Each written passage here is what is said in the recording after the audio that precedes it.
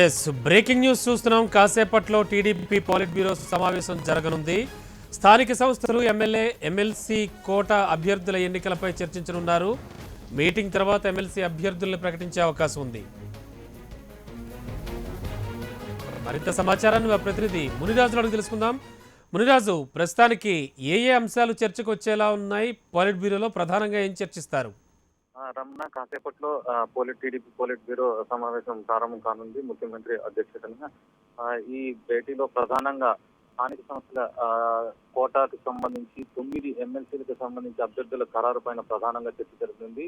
ఈ 9 ఎమ్మెల్యే సీట్లకు గాను కడప జిల్లాకు సంబంధించిన స్థానానికి సంబంధించి బీటెక్ రవిని టీడీపీ ఇప్పటికే అభ్యర్థిగా ప్రకటించింది. అయితే తక్కిన 8 స్థానాలకు సంబంధించి 8 జిల్లాల్లో ఎన్నికలు వస్తున్నాయి. దీని మీద ప్రధానంగా చర్చించాలి. ఎందుకంటే టికెట్ ఆశించిన వాళ్ళు ఖచ్చితంగా టికెట్ సాధిస్తే గెలుపు తమదే అనే ధీమాలో ఉన్నారు. ఎందుకంటే ప్రతిపక్షం ఇప్పటికే కడప నియోజకవర్గానికి సంబంధించి మాత్రమే అభ్యర్థిని ప్రకటించి ప్రచారం ముమ్మరం చేసింది. తక్కిన వాటి పట్ల పెద్దగా ఆసక్తి కనిపించకపోవడంతో స్థానిక సంస్థల ఎమ్మెల్యే కోట అభ్యర్థిత్వం కోసం తెలుగుదేశంలో ఎక్కువ మంది ఆశావహులు పోటీ పడ్డారు. శుక్ర శనివారాల్లో ముఖ్యమంత్రి చంద్రబాబు నాయుడు ఈ అభ్యర్థుల షార్ట్ లిస్ట్ చేసి ప్రస్తుతానికి ఈ షార్ట్ లిస్ట్ పైనే ప్రధానంగా పోలిట్ బ్యూరోలో చర్చ జరగబోతుంది. అలాగే మరో 8 స్థానాలకు ఎమ్మెల్యే కోట ఎమ్మెల్సీ స్థానాలు ఉన్నాయి. దీంట్లో ఇప్పటికే లోకేష్ అభ్యర్థిత్వం దాదాపుగా ఖరారైనట్టు చెప్పవచ్చు.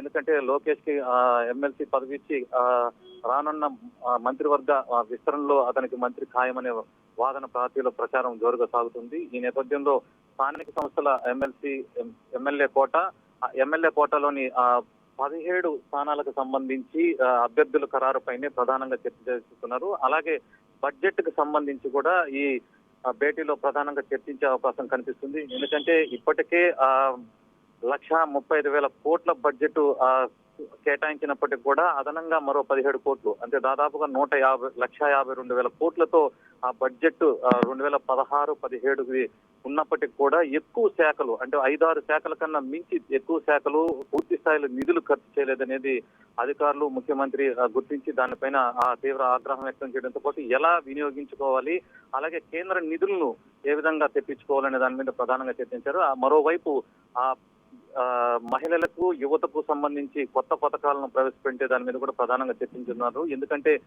2018 చివరికల్లా ఈ నిధులు లేదా గత 2014 ఎన్నికల్లో ఇచ్చినటువంటి హామీలన్నింటిని కూడా నెరవేర్చే దిశగా ఈ బడ్జెట్ లో కీలక మార్పులు తీసుకురావాలి. అధికారులు కూడా మరింత చిత్తశుద్ధితో పనిచేయాలనేసి ముఖ్యమంత్రి ఇప్పటికే హెచ్ఓడీల సమావేశంలో పదే చెప్పడం జరిగింది.